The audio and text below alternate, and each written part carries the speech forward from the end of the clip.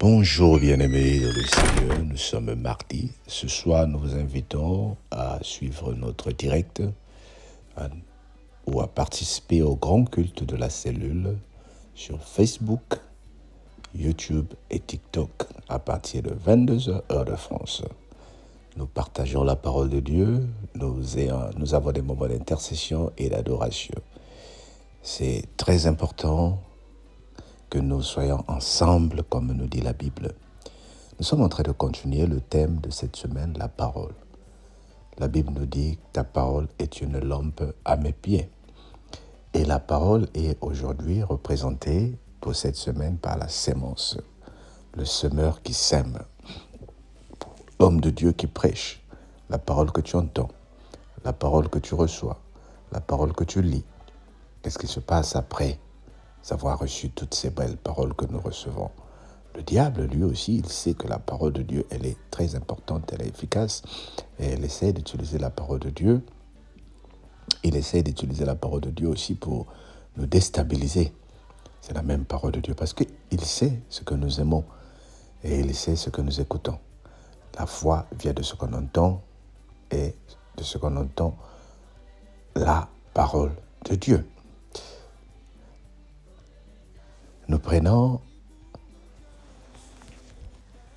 Marc 4 à partir du verset 12. Afin qu'en voyant, ils voient et aperçoivent point, et qu'en entendant, ils entendent et ne comprennent point, de peur qu'ils ne se convertissent et que les péchés ne leur soient pardonnés. Il leur dit encore, vous ne comprenez pas cette parabole? Comment donc comprendrez-vous toutes les paraboles? Le semeur est la parole. Les uns sont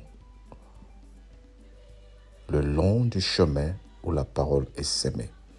Quand ils l'ont entendu, aussitôt Satan vient et enlève la parole qui a été sémée en eux. Écoute bien. Quand ils ont entendu, Satan vient et enlève la parole qui a été sémée en eux. Dis avec moi, Amen. Nous avons lu Marc 4, 12 à 15. Le Seigneur dit, Satan enlève la parole qu'ils ont reçue. Et seulement, le Seigneur commence par dire qu'ils entendent mais qu'ils ne comprennent pas. Qu'ils entendent mais qu'ils ne comprennent pas. Qu'ils ne perçoivent pas. Afin qu'ils soient jugés en fonction de leurs actes. Le Seigneur est en train de parler ici des incrédules. Il est en train de parler ici des gens de mauvais cœur, ceux qui sont dans les églises, les gens de mauvais cœur, ceux qui sont dans les groupes de prière, les gens de mauvais cœur, ceux qui sont même dans les responsabilités. Il y a aussi certains hommes de Dieu qui ont un mauvais cœur. Eux-mêmes, ils entendent la parole, mais ils ne la comprennent pas. Le Seigneur dit, c'est fait intentionnellement afin qu'il soit jugé. Donc, il faut que tu fasses très attention, il faut que je fasse très attention. Il y a des gens aussi qui prêchent la parole qui ont un mauvais cœur. Il y a des gens aussi qui sont dans les églises qui ont un mauvais cœur. Et le Seigneur dit, la parole est ici comparée à certaines personnes qui l'entendent, mais le diable vole. Comme on l'avait dit hier, les oiseaux récupèrent la parole. Le diable vole la parole que tu as entendue. C'est-à-dire, tu as participé à la séance de prière. Tu as dit Amen quand la parole de Dieu est tombée. On t'a dit de ne pas avoir peur quand la parole de Dieu est tombée. Mais comment le diable va voler ce que tu viens d'entendre? Mais après les moments de prière, sur TikTok, il y aura un enseignement, on va dire, quand tu vois l'araignée dans ta chambre, ça veut dire il y a un malheur qui t'arrive. Et tout de suite, la parole que tu as entendue n'a plus d'effet parce que tu es en train de voir l'araignée dans la chambre. Peut-être que dans la journée, on t'a dit si tu vois des araignées dans la chambre, ça veut dire qu'il y a un malheur. Et surtout nous qui venons de l'Afrique, quand on nous disait, quand tu vois un corbeau tomber sur le toit de ta maison, ça veut dire qu'il y a une mauvaise nouvelle, un deuil qui va arriver dans ta famille, n'est-ce pas? Vous vous souvenez de cela? Donc tout de suite, le diable est en train de convertir la parole de foi que toi tu as reçue. Même si cela a été une réalité, quelle est la réaction quand tu as vu le corbeau tomber sur le toit de ta maison? Puisque tu crois à ces choses-là, maintenant quel est l'effet de la parole dans ta vie?